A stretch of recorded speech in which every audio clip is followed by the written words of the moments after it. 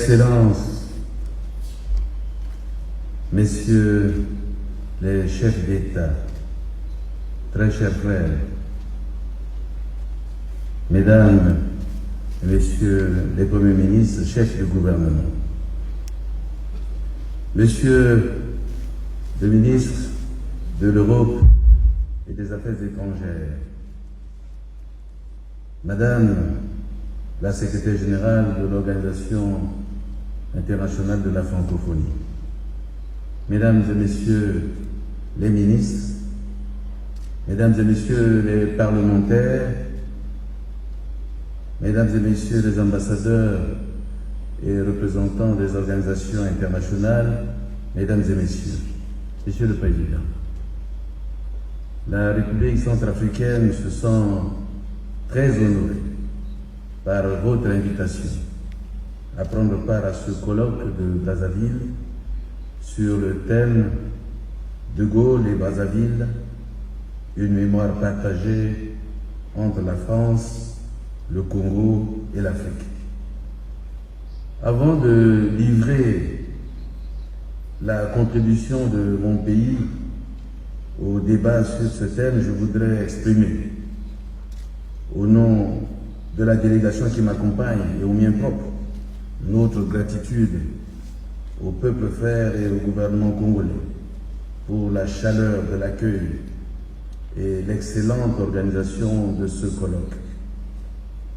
Je tiens à remercier et féliciter particulièrement le président Denis Sassou Nguesso pour son leadership et pour l'heureuse initiative prise en synergie avec l'ambassade de France au Congo et la Fondation Charles de Gaulle de convoquer ce colloque ce 27 octobre 2020 à Brazzaville, ville pleine de souvenirs et d'histoire. Le thème de ce colloque, savamment choisi, traduit la profondeur et les valeurs des liens de sang versés par nos ancêtres pour la liberté, la dignité et la paix. Il est en effet de notre devoir à tous de faire vivre la mémoire de celles et ceux qui ont versé leur sang pour défendre la liberté à travers le monde. Excellences, Mesdames et Messieurs, le choix de la date du 27 octobre, faut-il le rappeler, n'est pas fortuit. Il marque la volonté du président Denis Sassou Nguesso de réunir autour de lui ses pairs de l'ancienne fédération de l'Afrique équatoriale française, de la France, représentant de la France, de la République démocratique du Congo, du Cameroun, pour commémorer non seulement l'anniversaire du choix par le général de Gaulle de Brazzaville comme capitale de la France libre en 1940, mais également celui de la participation des troupes africaines à la libération de la métropole. Ce colloque nous donne l'occasion de mutualiser nos réflexions sur le devenir de nos relations bilatérales et multilatérales avec nos partenaires internationaux en général et particulièrement avec l'ancienne puissance tutélaire, relations pleines de rebondissements ces dernières décennies. Monsieur le Président, c'est ici le lieu d'évoquer l'intervention salutaire de l'Afrique qui fit changer le cours des événements. Je voudrais rappeler que c'était suite à la défaite des troupes européennes, y compris celle de la France métropolitaine, que le général de Gaulle, réfugié à Londres, lança hardiment son appel, son célèbre appel à la résistance du 18 juin 1940. Je cite, « La France n'est pas seule. Elle n'est pas seule. Elle n'est pas seule. Elle a un vaste empire derrière elle. » Fin de citation. Ainsi, bien plus que Londres, c'est sur Brazzaville que s'est porté son choix pour l'organisation de la riposte. Arrivé le 24 octobre 1940, après les ralliements successifs du Cameroun francophone, du Tchad, de l'Oubangui, du Moyen-Congo et du Gabon un peu plus tard, De Gaulle proclama Brazzaville capitale de la France libre. Dans le manifeste de Brazzaville du 27 octobre, il réaffirma son opposition au régime de Vichy, installa à Brazzaville le quartier général militaire, le siège officiel et constitutionnel, le journal officiel et la radio France Libre ou Radio Brazzaville. Lors de la remise de la Croix de la Libération à certains de ses compagnons de libération de premières heures, dont l'Oubanguien Dominique Kosseyo, le 14 juillet 1941, au stade Marchand de Brazzaville, le général de Gaulle déclarait, je cite, « Aux soldats, aux marins, aux aviateurs, au peuple de France, le 14 juillet 1941 est pour nous fête de la foi et de l'espérance nationale. » Fin de citation. Excellences, Mesdames et Messieurs, l'histoire a retenu que le courageux bataillon de marche numéro 2 de l'Oubangui-Chari a contribué de manière significative à la défaite de l'armée allemande en Afrique du Nord et a créé les conditions de la crédibilité des forces françaises libres en lui donnant sa première victoire à Bir Hakeim. Vétéran de la Première Guerre mondiale, Dominique Kosseyo, Paul Koudou-Saranié et Georges Koudoukou font partie des héros oubanguiens les plus connus pour leur haut fait d'armes. Le sous-lieutenant Georges Koudoukou, convient-il de souligner, rallia la France libre le 28 août 1940 et joua un rôle important dans le ralliement à la France libre de la garnison de Bangui. Il rejoignit le BM2 formé par le commandant Deroux le 27 décembre 1941 et fut successivement promu sous-lieutenant puis adjoint au commandant.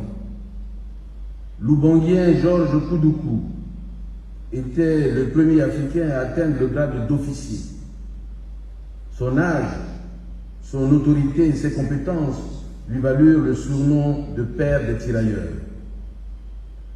Au combat de Bir Hakeim, alors qu'il opposait une farouche résistance à l'ennemi pour limiter les dégâts aux troupes françaises, Georges Koudoukou a été grièvement atteint à la jambe par un éclat d'obus. Amputé à l'hôpital britannique d'Alexandrie en Égypte, il s'éteignit le 15 juin 1942. Il était le premier officier africain à être fait compagnon de la libération. Profondément ému par cette tragique disparition, le général de Gaulle dira de lui, je cite, « Tirailleur d'une bravoure et d'un dévouement admirable sur la position de Bir Hakeim. Il a permis d'interdire à l'ennemi, jusqu'au soir, l'accès à l'observatoire nord-ouest, sauvant les Européens et les tirailleurs encore vivants dans cette position durement éprouvée. » Fin de citation.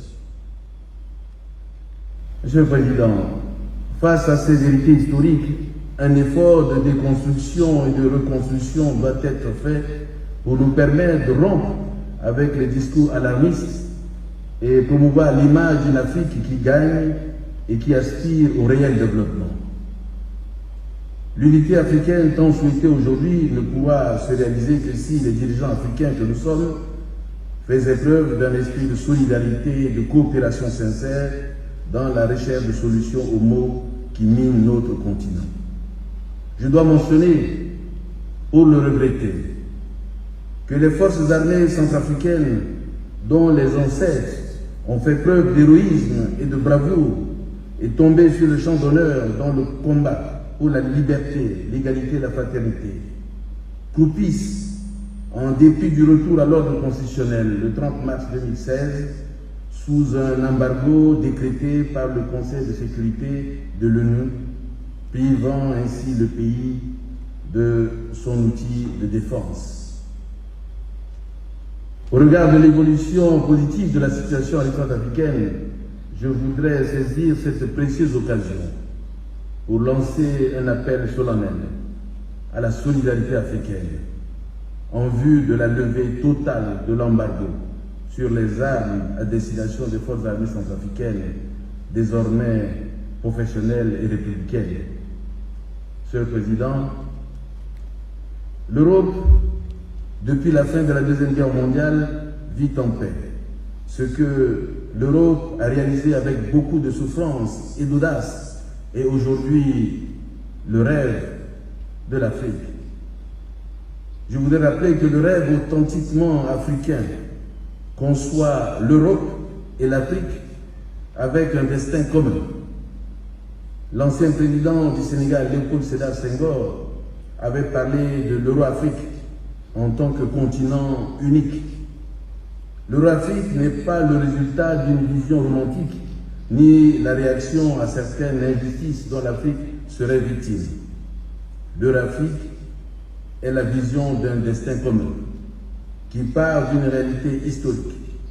Aucun des deux continents ne peut penser regarder vers l'avenir sans l'autre. Il n'y a pas de rêve ni de développement de l'Afrique sans l'Europe. Il n'y a pas de rêve et de développement de l'Europe sans l'Afrique.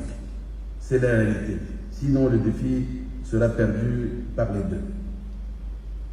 En dépit des vicissitudes du moment, le sang des nôtres versés nous exige d'épargner à la postérité par un supplice en privilégiant le dialogue, le multilatéralisme, la paix et la solidarité africaine et internationale.